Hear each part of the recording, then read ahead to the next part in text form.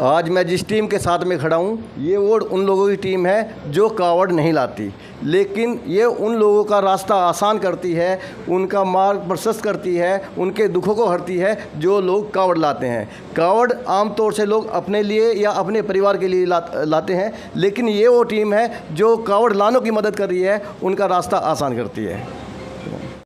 दोस्तों नमस्कार। जैसे ही हर साल सावन का महीना आता है, शिव के भक्तों में कावड़ लाने का, गंगा जल लाने का एक जोश और एक जुनून भर जाता है। बहुत सारे शिव भक्त ऐसे होते हैं जो कावड़ तो नहीं लाते, लेकिन वो कावड़ियों की सेवा करने के लिए बीच बीच में भंडारे लगा देते हैं। आज एक ऐसे ही भंडारे का मैं आपके सामने विवरण देने जा रहा हूँ, जिक्र करने जा रहा हूँ, जो हरिद्वार के पास मुजफ्फरनगर का सबसे बड़ा भंडारा माना जाता है। इस भंडारे में कावड़ियों को वो सारी सुविधाएं दी जाती हैं जो देनी संभव होती हैं। सबसे पहले में हम बात करते हैं इनके मैनेजमेंट से। मेरा नाम शिव कुमार मित्तल है। मैं भारतीय सेवा संघ का एक्स प्रधान हूँ। अभी वर्तमान प्रधान हमारे पुरुषोत्तम दास जैन हैं और हमारे प्रबंधक श्री सत्यनारायण गुप्ता जी हैं और हमारे कैशियर श्री राजेश बंसल जी, हमारे महासचिव श्री नवीन गर्ग जी हैं और काफ़ी कार्यकारिणी है। बाकी सबका नाम लेंगे तो बहुत विस्तार में हो जाएगा। टोटल 35 लोग हैं कमेटी में। काम करने वाले सेवादार 250 आदमी हैं और हलवाई के 100 आदमी हैं। सोनीपत से बिलोंग करती हैं। हम बेसिक सोनीपत के ही हैं। वैसे हमारी कमेटी में कुछ लोग दिल्ली के भी हैं, एक दो जो पहले सोनीपत रहते थे, पर बेस सबका सोनीपत से ही है। बिलोंग हम सोनीपत से ही करते हैं सब। भंडारे के लिए छपार के इस स्कूल को बुक कर दिया जाता है। स्कूल के बाहर ही कावड़ियों के लिए स्नान करने की व्यवस्था है, शौचालय जाने की व्यवस्था है। अगर कावड़ियों के कपड़े फट जाते हैं तो उनके मुफ्त में सिलाई की भी व्यवस्था है। यहाँ की कमेटी कावड़ियों के लिए मुफ्त दवाइयों की व्यवस्था करती है, लेकिन अगर किसी कावड़िया की अधिक तबीयत खराब हो जाए तो ये टीम कावड़ियों के लिए मुफ्त में एम्बुलेंस की भी व्यवस्था करती है। ये हम एकम से शुरू कर देते हैं। ये हमारा 11 दिन का भंडारा लगता है। दिल्ली से हरिद्वार देख के आया हूँ और पूरा महादेव तक इतना भंडारा कहीं है नहीं जितना बड़ा भंडारा है। जो भी भंडारा लगता है ये हमारी भोलेनाथ पे कृपा है, उन्हीं के आशीर्वाद से, उन्हीं के मार्गदर्शन में ही लगता है। ये हमारे को 82 से हाँ जी 82 से हम ये भंडारा लगा रहे हैं। इसकी प्रेरणा हमारे प्रबंधक जी जो हैं वो पहले कावड़ लाते थे। उनको उस टाइम में भादराबाद 10 रुपये की चाय मिली थी जी। वहाँ से उनको प्रेरणा मिली। उन्होंने हम सबको ये प्रेरणा दी कि सब जुट के कावड़ियों के लिए सेवा करें। तो जब से ये भंडारा लग रहा है जी जी। ये टेंट और जो लाइट है ये 1 महीने पहले लगनी चालू हो जाती है।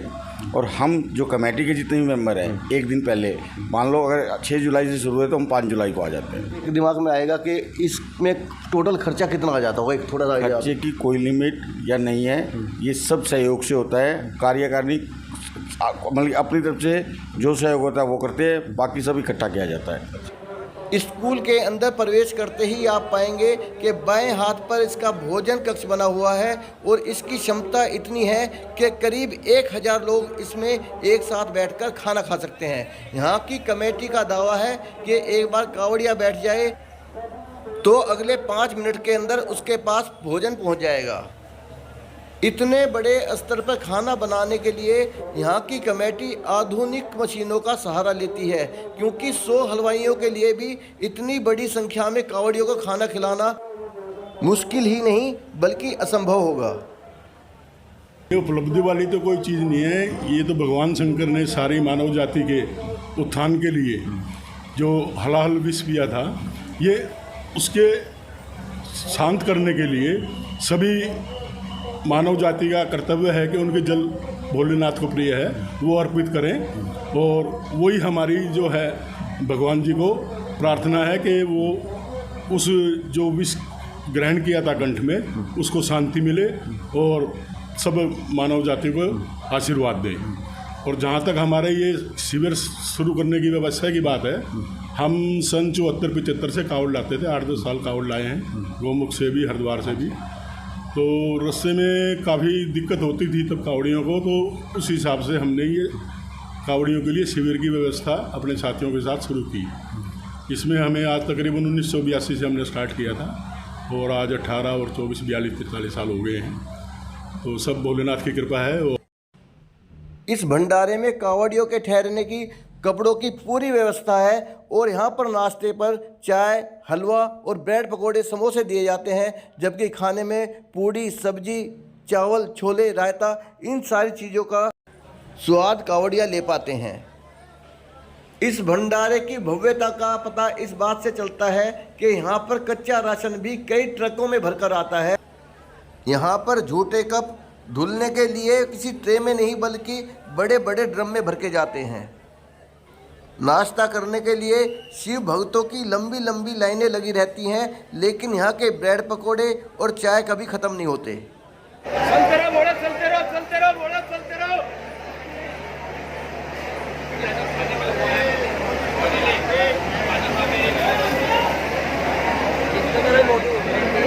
अजी हाँ ले लिया,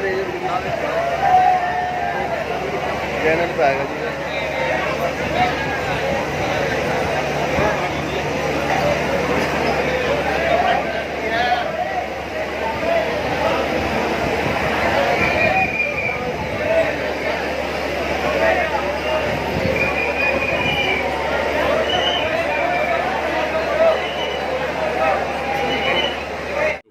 हर कावड़िया जो भी चलता है उसको हर 15 किलोमीटर चलने के बाद उसको कुछ चाय नाश्ता, जैसे सवेरे और या दोपहर के टाइम पे खाना और फिर शाम के टाइम पे खाना, और हर 15 किलोमीटर के बाद कुछ ना कुछ चाहिए, क्योंकि ताकत जो चलती है और निकलती है। तो उस हिसाब से हमने रखा हुआ है भाई सवेरे 3 बजे कावड़िया चलना शुरू होता है, तो 3 बजे से 9 बजे तक हम नाश्ता, चाय और ब्रेड पकौड़ा देते हैं जी, और सारा काम सादा रखते हैं। उसके बाद 9 बजे हमारा 9:30 बजे खाना शुरू हो जाता है, जिसमें कच्चे आटे की रोटी, आलू की सब्जी और चावल और दाल या छोले जो भी वो रखते हैं। उसके बाद फिर शाम को 4 बजे से 6:30 बजे तक, 7 बजे तक चाय, ब्रेड पकौड़े का नाश्ता, फिर 7 बजे भोजन चालू हो जाता है 7:30 बजे तक, और फिर उसमें वही रात को खाना हमारा 24 घंटे चलता है, चाय भी सब 24 घंटे है, और हमारी सभी सेवाएं निःशुल्क हैं। भोले के लिए जो ज़रूरी है, गर्मी मारने के लिए नींबू पानी और दवाइयाँ जो हमारे पास जितना प्रबंध हम करते हैं। बाकी कोई ज़्यादा सीरियस मरीज़ है तो उसके लिए एम्बुलेंस की व्यवस्था है, जो कि सरकार से बुला लेते हैं या हम दूसरे चैनल से बुला लेते हैं, और जल की, नहाने की, ठहरने की संपूर्ण व्यवस्था है।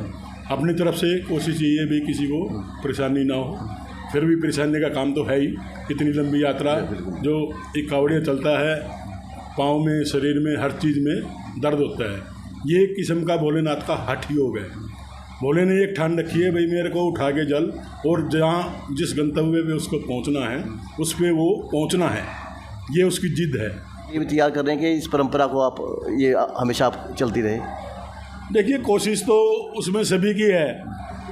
वैसे तो ये हर एक प्राणी का ये जिम्मेवारी और रिस्पॉन्सिबिलिटी है, क्योंकि जो भी प्राणी जब गर्भ में आता है तो उसकी भगवान शंकर ने गारंटी ली हुई है, भाई तेरे को मैं आसानी से जो है छुटकारा दिला दूंगा। तो बाकी उन लोगों की जो लोग नहीं कर सकते उनके लिए भी, और स्वयं अपने के लिए तो है ही। तो ये जो यात्रा चलती है वो सब उनके लिए भी प्रार्थना कर रहे हैं, और वो अपने खुद के लिए भी कर रहे हैं।